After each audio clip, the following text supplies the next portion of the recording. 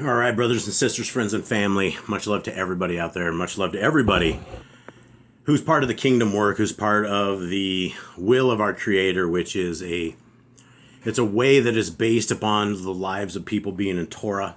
It is based upon the fruits of those being in Torah, the fruits being things that our kingdom is willing to do. And one of these fruits is the prison ministry that Yah Scriptures is about. And I have about 30 guys personally that I talk to on death row alone, which keeps me busy throughout all the week. And it is a long journey because every single email I spend I spend as much time as I need to in it.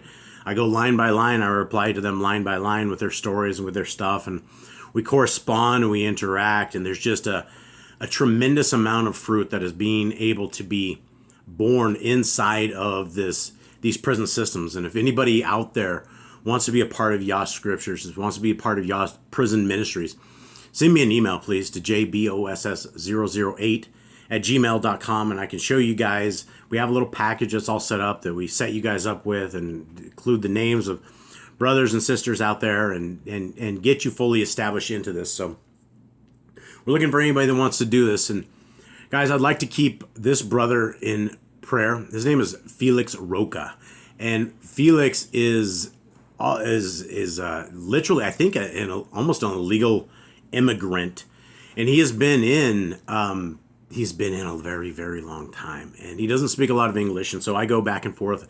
I put everything into Google Translator, pop it over to him, and he's been a very interesting guy to talk to, and I got this letter from him.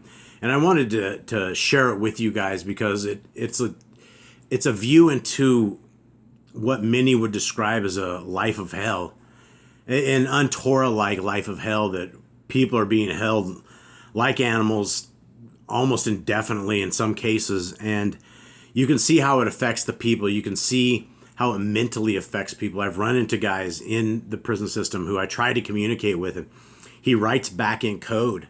And then I find out from another brother who's been in there for decades that this guy used to be normal, and the guards used to abuse him and do weird gassing of the chambers and things like this, where they would like pepper spray the guy and just really torment the guys on death row. And finally this guy snapped, and his mind is no longer well. And he's like, this brother said he belongs in a psych ward at this point. He's just mentally not there. So Felix, I wanted to share this letter with you guys and thank everybody who has purchased a Yah Scriptures, because with Yah Scriptures, we are able to get a full Scriptures into these brothers and sisters in chains. And we're trying to make this something more than just a limited edition with Yah Scriptures. We want to do this indefinitely. And so it is by you guys able to get these Scriptures into brothers and sisters' hands that we're able to get these Scriptures into these brothers in chains' hands. So I want to share with you Felix Rocha and ask again that you guys would pray for this brother. And we'll discuss this as we read it. He goes, "Shalom, my friend. Hello. How are you doing? Hope you and your family doing well. I'm doing well." And again, this was partial. He tried a little bit in English, and then he wrote in Spanish. And this is what the translator came up with. "Thank you for the letter. I saw you've been sent. It says on September 7th, 2024, but I just get on the tablet moments ago. We is good to hear from you, and then tell me a little bit about how your life is there." And then what he says here, "I don't like what you say on sometimes that the bus don't stop to pick you and your sons." What I explained to Felix is racism in the States is absolutely a crazy thing. It's always a very strange concept for me to understand. But down here in the land where we're at, in what some would call a third world country, but it seems a little first world to me these days, but we sometimes can't get buses because they see that we're white, and so they will shut the doors. They won't pick us up. There's been many occasions where the buses refuse us simply because we're foreigners. And so that's what he's talking about right there. Continuing on, he says, sometimes people need to be given a chance to know other people and see thoughts in a different way and start acting like real humans, because we are all humans, but we not acting like.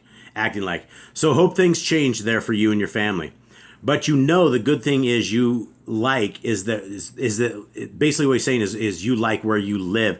So try to learn Spanish the way you start to talk to people in their language. I think it's good, people everywhere. It doesn't matter what race we are. And he goes in and he says in English, he's responding to, does this translate to Spanish well? And he goes, he says, the Google translation seems perfect to me, except these words in your letter. And one of probation and 1 day of probation, but all the rest translation is perfect. And I think the probation might have been the day of accounting. I think I was talking to him about. So here he goes. Answering your questions. I've been in solitary confinement since when I was arrested. I live in a cell alone in isolation all these years. No contact, visit. All visits are through a glass and you talk through a phone. All I can be sure that is a dog is currently living, and he feeds, basically saying a dog gets better than what the prisoners do. This is the reality of where we live. I do not have any visitors except for a minister who is dedicated to visiting prisoners that no one visits. That is, he visits forgotten prisons. The minister who visits me has 81 years, and he asked me one day, Rocha, do you have a family? I looked at him and said, yes. And he goes, you do? You do. I do, is what he meant. He looked at me and said, seriously, Rocha, do you have a family? I said, obviously, I had a family when I was free, but they have already forgotten me. So no, I don't have a family. And to make a long story short, the people who are here visiting with me are the closest thing to family. That is life. My reality is 28 years in this place. Regarding how many appeals I have put in my name in LexisNexis, you will see my appeals have been exhausted. And lawyers, haha. All of this is garbage game. A state judge, a state prosecutor, state attorney, they all work for the state. Do you expect anything positive? Haha. Friend, I live here day by day. I'm here another day, I don't know, and my future is uncertain. I can tell you that the situation doesn't matter. I live day by day.